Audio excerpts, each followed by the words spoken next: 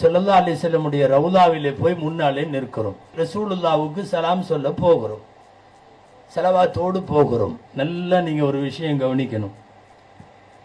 சுன்னத் வல் ஜமாஅத்தினுடைய ஏகோபித்த அபிப்பிராயம், அகில உலகத்தினுடைய மார்க்க அறிஞர்களுடைய முடிவு, அல் அம்பியாஉ அஹ்யாஉன் ஃபீ குபூரிஹிம், நபிமார்கள் அவர்களின் கபறுகளில் உயிரோடு இருக்கிறார்கள். நீங்க மவுத்துக்கு சலான் சொல்றதா நினைச்சு சலான் சொல்லக்கூடாது. மவுத்துக்கு சலான் சொல்ற வார்த்தை வேற.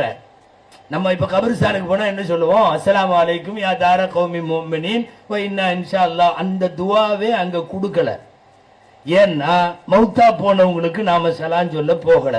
உயிரோடு உறங்கி கொண்டிருக்கும் ரசூலுல்லாவுக்கு சலாம் சொல்ல போகிறீர்கள். அதனால தான் எதிரில ஒருத்தர் மனுஷர் நிக்கிறப்ப கையை காட்டுவோம்ல, அஸ்ஸலாமு அலைக்கும், அந்த வார்த்தை தான் அஸ்ஸலாத்து வஸ்ஸலாமு அலைக்க யா ரசூலல்லாஹ். இப்படிதானே சொல்றோம். அஸ்ஸலாத்து வஸ்ஸலாமு அலைக்கங்கிறதே யாருக்கு தெரியுமா? எதிரில நிக்கிறவருக்கு சொல்றது, உயிரோட இருக்கிறவருக்கு சொல்றது. மௌத்தா போனவங்களுக்கு இந்த பேட்டன்ல இல்ல வார்த்தை, அது வேற. மௌத்தா போனவங்களுக்கு சொல்றது.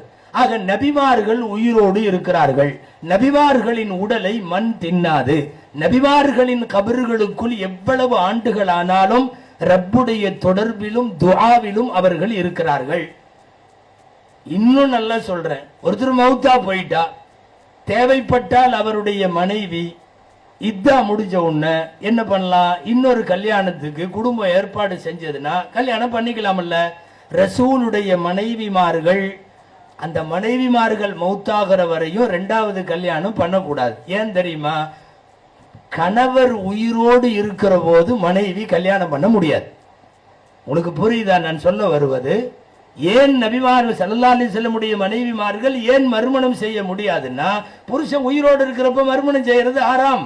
எனவே அவர்களெல்லாம் மனம் முடிப்பவர்கள் அல்ல, மனம் முடிக்கல மௌத்தா போற வரையும். இது குர்ஆன் உள்ள ஆயத்து, வலா அன் தன்கிஹு அஸ்வாஜஹு மின் பஅதிஹி அபதா.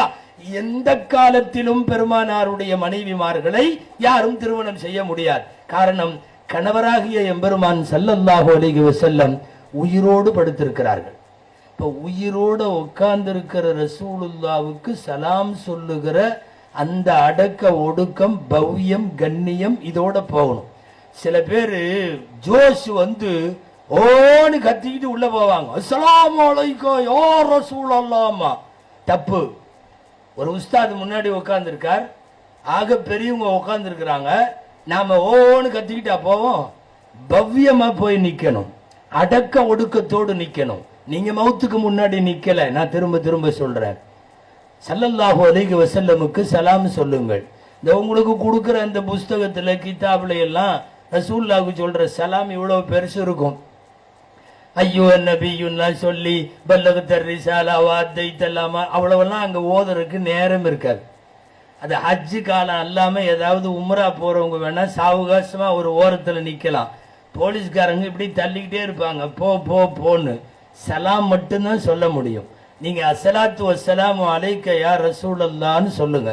அது போக உங்களுக்கு யாரெல்லாம் எங்கிட்ட சலாம் சொல்லி விட்டாங்களோ அவர்கள் அத்தனை பேரின் சார்பாக அஸ்ஸலாத்து வஸ்ஸலாமு அலைக்க யா ரசூலல்லாஹ் அப்படின்னு சொல்லிடணும். அஸ்ஸலாத்து வஸ்ஸலாமு அலைக்க மின்னி வ மிம்மன் அவ்ஸானி பிஸ்ஸலாம் அப்படின்னு அரபில தமிழ்லயே சொல்லிடலாம். இதுக்கு அப்புறமும் உங்களுக்கு அங்க பை சான்ஸ் சில நேரங்கள்ல உங்களுக்கு நேரம் கிடைக்கலாம். நேரம் கிடைக்கலாங்கல்ல, நம்மளா ஏற்பாடு பண்ணணும். குளிர்காலத்துல உம்ரா போனா மதீனால வெளியே வர முடியாது. இது வெயில் காலம். நீங்க தாராளமா நைட்டு கிளம்பி அப்படி ஒரு 12 மணி கூட போலாம் வெளியில. ஒண்ணு தெரியுமா? 24 மணி நேரமும் மஸ்ஜிது நபவி திறந்திருக்கும். 24 மணி நேரம். நீங்க தொழுக நேரத்துல போகும்போது தான் ரொம்ப கிரௌடு. நீங்க தொழுகை அல்லாத நேரத்துல 12 மணி 1 மணி தஹஜ்ஜத் இந்த மாதிரி எல்லாம் போகிற போது ஓரளவு வாய்ப்பு கிடைத்தால் சலாம் சொல்றப்போ அஸ்ஸலாத்து வஸ்ஸலாமு அலைக்க யா ரசூலல்லாஹ்னு சொல்லிட்டு தேவைப்பட்டா நம்ம குடும்ப உறுப்பினர்கள் பேர் மட்டுமாவது சொல்லலாம். என்னுடைய மகனுடைய, என் மகளுடைய, என் தாயாருடைய, என் தந்தையுடைய பேரு சொல்லி இவங்களுடைய சலாம் அப்படின்னு சொல்லி ஒவ்வொரு தடவையும் அஸ்ஸலாத்து வஸ்ஸலாமு அலைக்க யா ரசூலல்லாஹ்னு சொல்லுவோம். அப்படி இல்லை அப்படின்னா சலாம் சொல்லி விட்டு எல்லோரின் சார்பாகன்னு சொல்லிடலாம். நல்லா தெரிஞ்சுக்கணும்.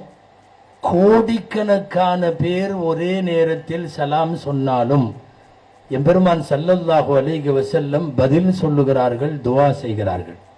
அந்த சலாம் அல்லாஹ்விடத்தில் 1க்கு 10ஆக எழுதப்படுகிறது. சஹீஹுல் புகாரியுடைய ஹதீஸ், என் மீது ஒரு தடவை ஸலவாத்து சொன்னால் 10 தடவை அல்லாஹ் அவருக்கு நன்மை தருகிறார். இது சும்மா பலவீனமான ஹதீஸ் எல்லாம் இல்ல, பக்காவான ஹதீஸ். நீங்க ரசூலுக்கு சொல்லுகிற ஸலவாத்தும் சலாமும் அவ்வளவு மரியாதையானது.